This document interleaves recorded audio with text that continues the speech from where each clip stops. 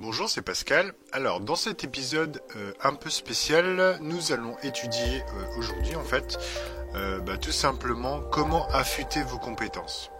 Alors, c'est pas tout à fait la même thématique que celle que j'ai déjà traitée, d'accord? On va essayer de voir un peu des choses différentes, d'accord? C'est-à-dire qu'en fait, par le terme affûter vos compétences, je veux simplement, très simplement parler du concept, en fait, que voilà, aujourd'hui vous avez certaines compétences et voilà, vous souhaitez éventuellement, un peu comme on affûte un couteau, hein, d'accord, donc rendre certaines compétences, peut-être approfondir certaines compétences, d'accord. Donc en fait, l'idée là derrière, c'est que je vais vous parler de deux choses, d'accord. Donc je vais vous parler tout d'abord du modèle d'acquisition de compétences soutenu par Dreyfus, d'accord. Donc ça, c'était quelque chose d'intéressant. Et je vous donnerai également six méthodes, d'accord, pour justement mettre en place des techniques pour affûter vos compétences. Voilà, donc je vais tout de suite commencer par parler donc du modèle Dreyfus, d'accord. Donc c'est un modèle qu'on appelle le modèle d'acquisition des compétences de Dreyfus. Donc en fait, il y a en général, alors selon alors simplement Dreyfus, hein, donc c'était un universitaire américain de Berkeley qui avait fait ça dans les années 80. Il avait essayé de créer des processus d'acquisition des compétences, d'accord. Donc il a essayé de modéliser ça dans un schéma, d'accord, qui normalement, alors selon les études, mais normalement il y a 5 étapes. Et donc, on part de débutant pour arriver jusqu'à expert. Alors, le modèle de Dreyfus, donc la première étape, en fait, elle est très simple. C'est la première étape, quand vous démarrez sur une compétence, vous êtes novice, d'accord. Novice, il va s'en tenir aux règles qu'il a apprises. Il va même être assez rigide en général et avoir une foi aveugle dans les règles, d'accord. Il ne fait pas vraiment preuve de discernement. C'est voilà, vous avez un certain nombre de connaissances, on va dire théoriques. Et donc, niveau novice, vous respectez ces connaissances. Ensuite, l'étape numéro 2, c'est le débutant avancé. Donc, le débutant avancé, il exécute ses tâches de façon consciente. Il doit d'abord faire l'effort d'y réfléchir. D'accord. Donc, chaque tâche est traitée de la même importance. Il a une vue limitée de la situation. Il ne comprend pas encore tout. D'accord. Donc, ça, c'est peut-être aujourd'hui, quand vous avez, je sais pas, peut-être 3 mois d'expérience. Je sais pas, par exemple, en C#, je pense qu'à mon avis, vous êtes peut-être déjà dans l'étape numéro 2. Ensuite, l'étape numéro 3, c'est le profil de type compétent. Donc, il commence à se forger une vue d'ensemble, il arrive à gérer la situation et à la prendre en main. Donc, il fait le tri entre ce qui est pertinent et ce qui ne l'est pas.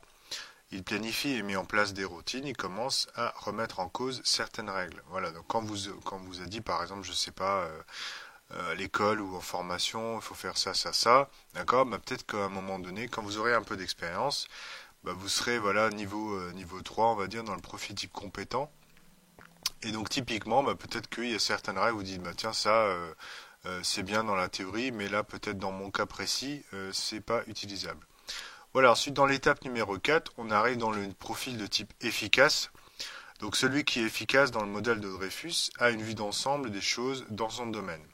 Donc pour lui la théorie cède la place peu à peu à l'intuition, d'accord. Donc vous commencez un petit peu à sentir des choses. Alors il applique les règles quand c'est pertinent, mais pas toujours. Voilà, tout simplement. Alors il saura sortir des sentiers battus quand il le faut, alors que le novice y restera. Il connaît la raison des règles et ne cherche pas à les appliquer bêtement. Voilà, donc après on arrive donc à l'étape numéro 5, quand vous arrivez au profil de type expert. Donc l'expert fait preuve d'intuition, d'accord, il réinvente les règles au cas par cas, il les adapte à la situation. Il va droit au but et cherche les moyens d'y arriver plutôt que de respecter un cheminement.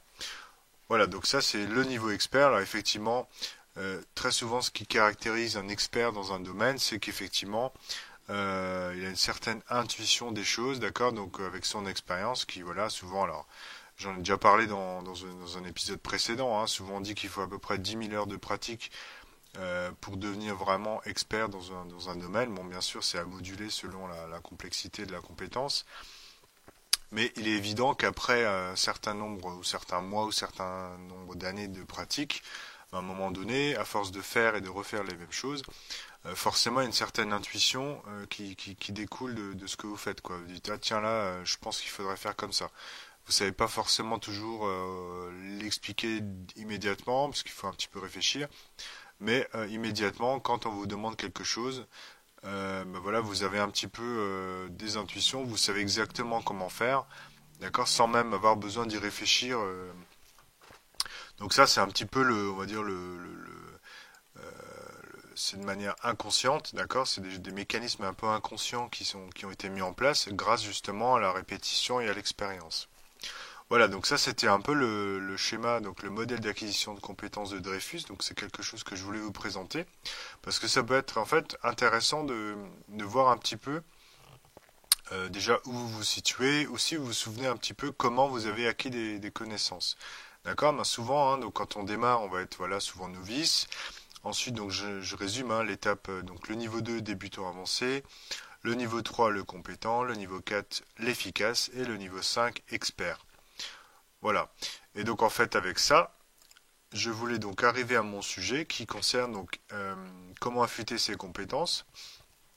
En fait, bah, très simplement, si on suit le niveau d'acquisition, le modèle de Dreyfus, en fait, bah, tout au début, quand on commence à développer, bah, forcément, on va dire, développeur novice. Ensuite, on est développeur avancé, puis compétent, puis efficace, puis expert. D'accord?